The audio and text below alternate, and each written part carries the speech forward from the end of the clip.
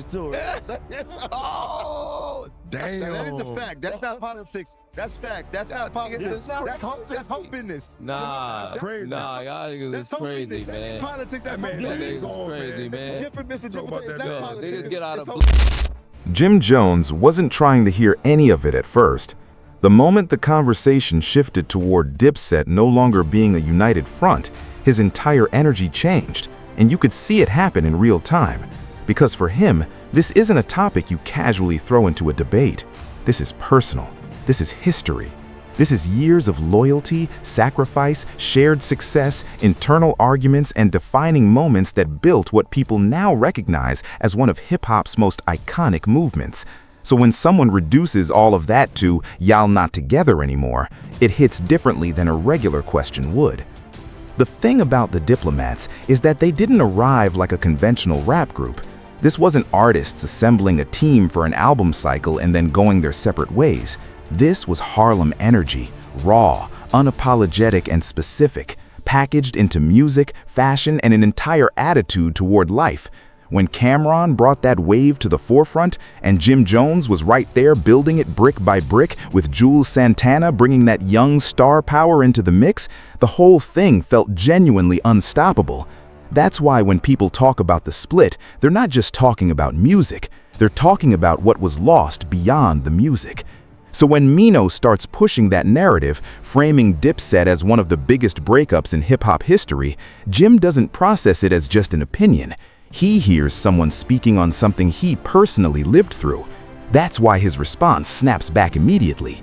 In his mind, the real question is, why are you focused on the separation instead of the legacy? Why is the breakdown the headline instead of everything that was built? But Maino wasn't coming from a disrespectful place. What he was actually saying runs deeper than provocation. He's looking at Dipset from the outside, as a fan, and as someone from the same city, and he sees what everyone else sees, a movement that genuinely changed New York, no longer moving as one. And to him, that registers as a real loss. That's why he keeps circling back to the idea that it could be fixed, because in his mind, if anyone has the credibility and the presence to bring things back together, it's the people who built it in the first place. And that's where the conversation becomes something worth paying attention to. Because now it's no longer about debating whether Dipset is legendary. Everyone in that room already agrees on that. The real question becomes, why isn't that unity still intact? What actually pulled it apart? The honest answer is that the distance between Jim Jones and Cameron didn't develop from a single moment. It accumulated. Success began pulling them in separate directions. Business decisions created friction. Trust started to erode. Personal feelings mixed into professional situations in ways that are hard to untangle once they start. At a certain point, Jim felt like his contributions weren't being recognized or valued at the level they deserved within the movement. On the other side, Cameron saw himself as the architect, the person who created the platform that made everything else possible. That difference in perspective opened a gap, and over time, that gap just kept widening. Then you had Jules Santana positioned right in the middle of all of it, carrying his own momentum, his own trajectory, while still being connected to both sides. That dynamic slowed everything down, because instead of continuing to move as a unified force, everyone started operating based on their individual circumstances. And that's the pattern. That's how something powerful quietly becomes something divided. Not one dramatic explosion, but a series of smaller moments that stack on top of each other until the distance starts to feel normal. When you hold that up against something like the Rockefeller Records collapse between Jay-Z and Dame Dash, or the unraveling of Death Row Records under Suge Knight, those were massive, industry-shifting fractures. But Dipset feels different, because it was never purely about business. It felt like a family separating in public, and that's the kind of thing that doesn't fully heal on a professional level alone. That's why Maino kept pressing the point about time and legacy. He wasn't talking to Jim Jones strictly as an artist.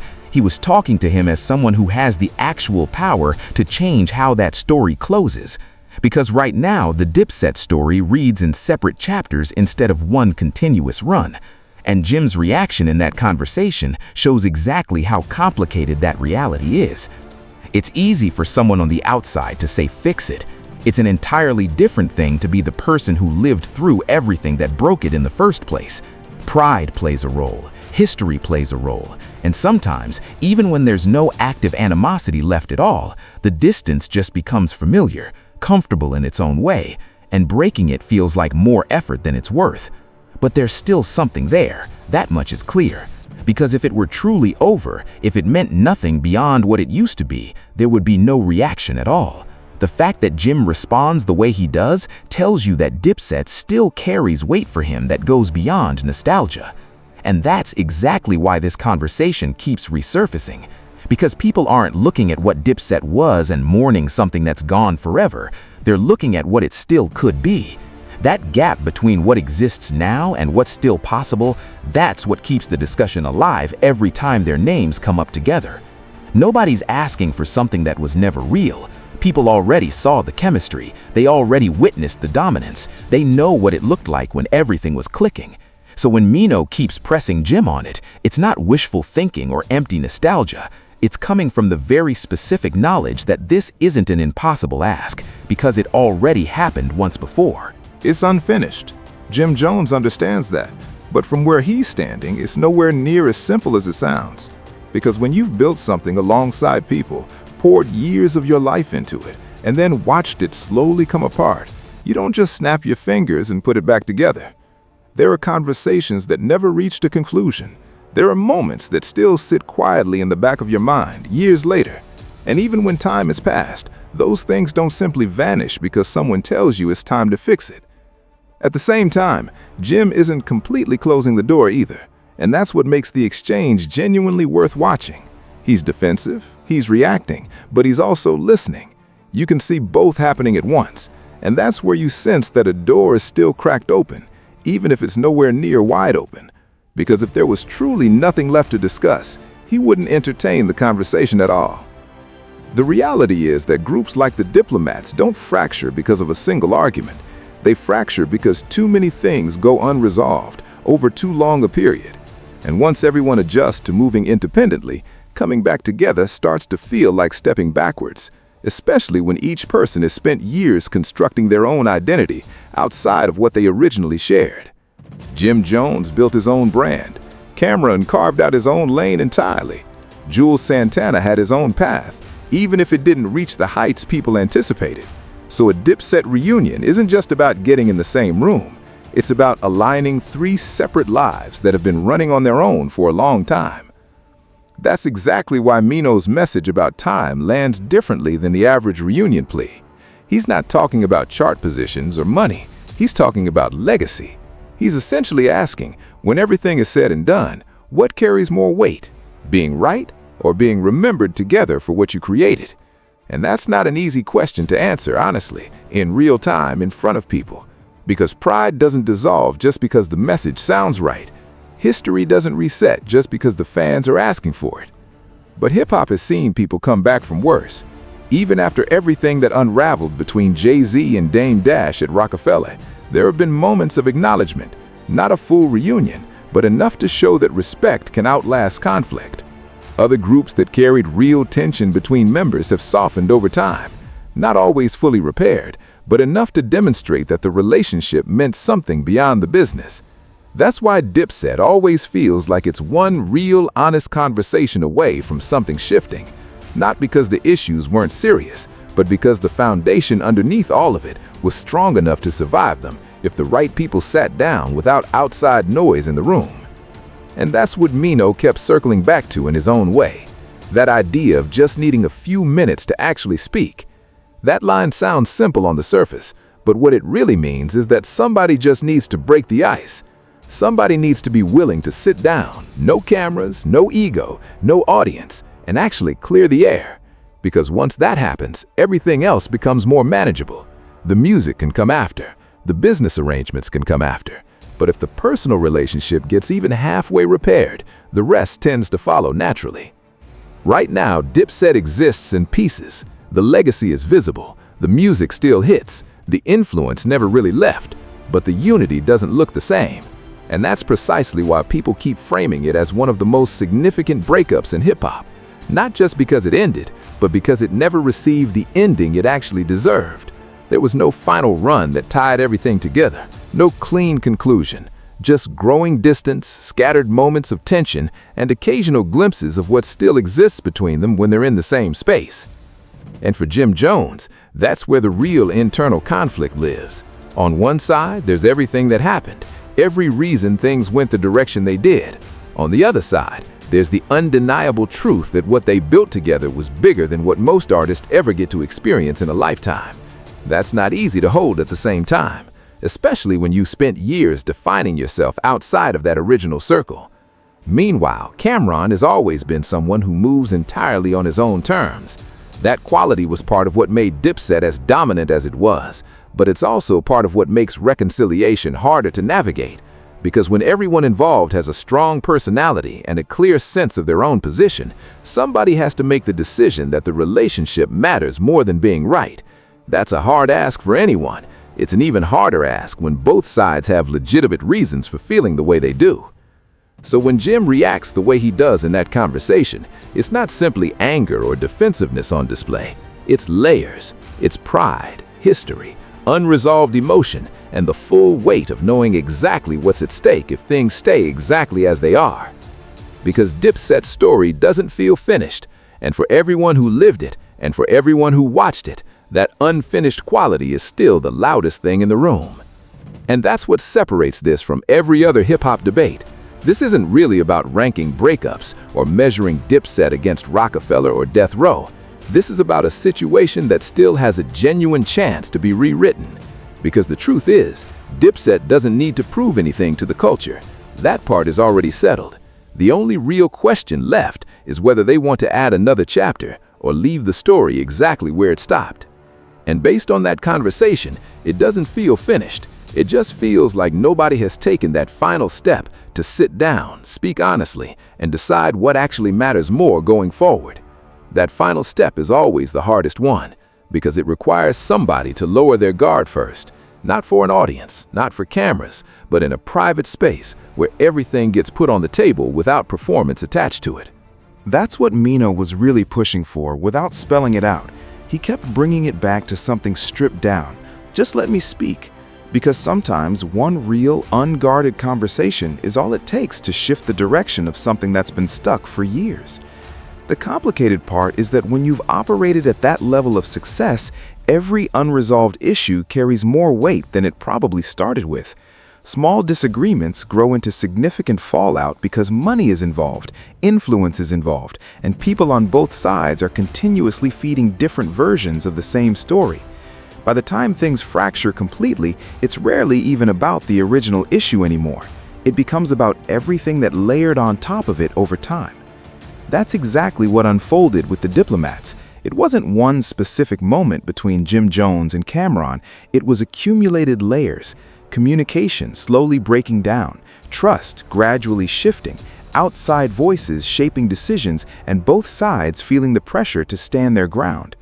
Once that pattern locks in, even silence becomes part of the problem. And the longer that silence holds, the heavier the conversation becomes when it finally needs to happen. Because now it's not just about repairing what broke, it's about addressing why it stayed broken for as long as it did.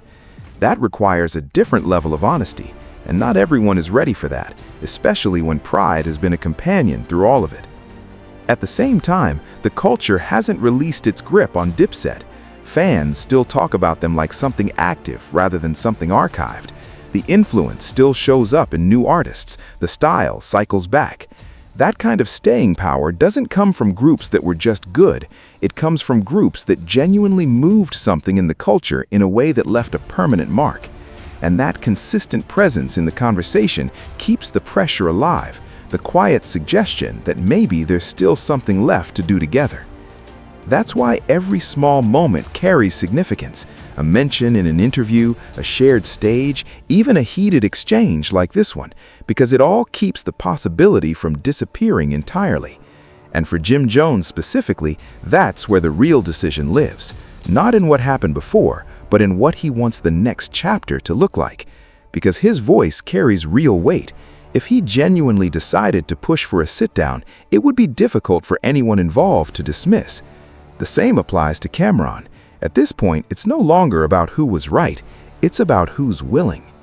Then there's Jules Santana, who sits in a unique position throughout all of this. He represents the bridge between both sides in a way that still feels authentic. If anything were to shift, his role in that process would naturally matter because the connection he holds to both goes beyond surface-level history. And that's precisely why this story doesn't feel closed.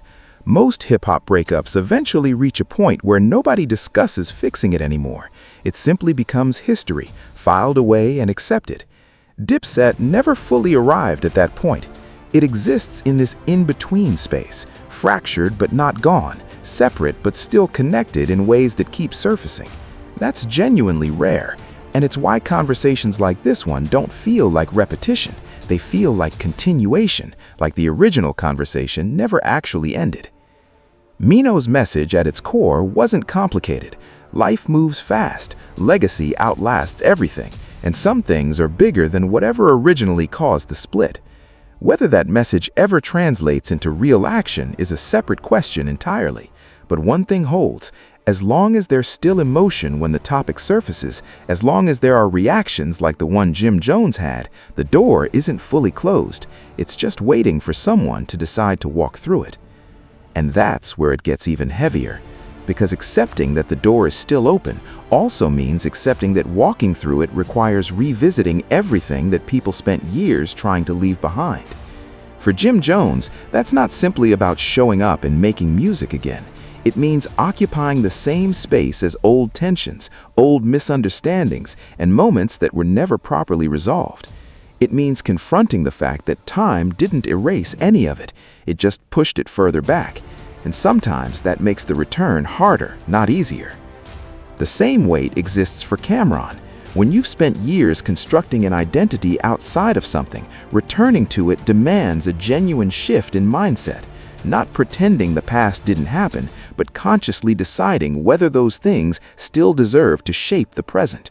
That's a serious decision for anyone to make, especially when both sides have spent years defending their own version of the same story. And yet, despite all that distance, the Dipset Foundation still commands respect everywhere. New artists reference their style, fans discuss their peak like it was a blueprint that others have spent years trying to replicate. That doesn't happen with groups that were merely solid. That happens with groups that actually redirected something in the culture. That's why Maino's point keeps resonating underneath all of this. He wasn't trying to manufacture drama. He was pointing at something unfinished and saying quietly that it could still become something. And sometimes that's exactly what's needed to reopen a conversation people assumed was long buried. But the reality is, nobody on the outside can force it. No matter how many people say fix it, reunite, or do it for the culture, it still comes down to the people who lived it deciding it's actually worth it. Because unity that gets pressured into existence never holds. Real unity only comes when everyone genuinely decides the past is no longer heavier than the future. That's the tension at the center of all of this. The idea sounds straightforward when spoken out loud, but the execution is layered in a way that can't be shortcutted. Because you're not just rebuilding musical chemistry, you're rebuilding trust, communication, and timing that eroded over years. That's not something an interview or a shared stage moment fully accomplishes. And still, the fact that people genuinely believe it's possible says everything about what Dipset was. Most groups don't get that kind of sustained second-glance energy. Most breakups settle into history and stay there. But Dipset remains in this constant space of unresolved possibility. Even when people draw comparisons to Rockefeller or Death Row, the distinction is clear. Those feel like closed stories. The Dipset story still feels like there's an open page somewhere that hasn't been written on yet. That's why every time the topic surfaces, it doesn't register as repetition, it registers as continuation, like the original conversation never actually ended. So when Jim Jones reacts with that kind of intensity, it's not just defensiveness, it's protection, guarding something that still holds real weight in his life. And when someone like Maino keeps pushing the idea of reconciliation, it's not just commentary from the outside. It's a reminder that some things in hip-hop don't lose their value as time passes. They just wait. And that waiting can mean completely different things depending on who you ask. For some, it's hope, the belief that the right moment is still coming. For others, it's a distance that slowly became comfortable and familiar. For the members of the diplomats themselves, it's probably both at the same time, because no matter how far they've each traveled independently, the history they share doesn't vanish. It stays in the background, ready to resurface the moment their names get mentioned in a same sentence. That's why, even in moments of friction, like the exchange involving Jim Jones, there's something real underneath the surface reaction. It's not random irritation. It's the residue of being connected at the highest level and then slowly coming apart while the whole world kept watching. That kind of public separation stays with people longer than they'll openly acknowledge. And the honest truth is, nobody on the outside knows exactly what it would take for things to fully realign. Not Maino, not fans, not the industry. Because what caused the split wasn't one clean, definable moment. It was a slow accumulation, decisions, misunderstandings, business moves, and personal boundaries that stacked up gradually until the distance became the default. That's also why the dynamic between Cameron and Jim Jones always ends up at the center of the conversation. Even when other names come up, that connection remains the core. Because when that link shifted, everything surrounding it shifted with it. The group didn't just separate into solo artists, it separated into different versions of the same shared history, each being told from a different angle. And yet, through all of it, the Dipset influence never actually disappeared, it just changed shape. You hear it in fashion, in language, in flow patterns, in the way newer artists construct their presence and their brand. The impact outlasted the unity. That's the part that doesn't get forgotten. Even when the togetherness isn't there, the mark is still there. That's what Maino was really tapping into. He wasn't just talking about putting a group back together. He was pointing at what happens when time keeps moving forward and certain conversations never do. At some point, silence stops being a pause and becomes its own narrative, and people start wondering whether it's still silence or simply a distance that no one has tried to close. Right now, Dipset exists in that space, not active, not gone, suspended somewhere between memory and possibility. And that's exactly why this conversation keeps coming back. Because as long as there's still acknowledgement, still reaction, still emotion attached to the mention of their name, the story isn't finished, it's just paused, and the next move still belongs entirely to the people who lived it.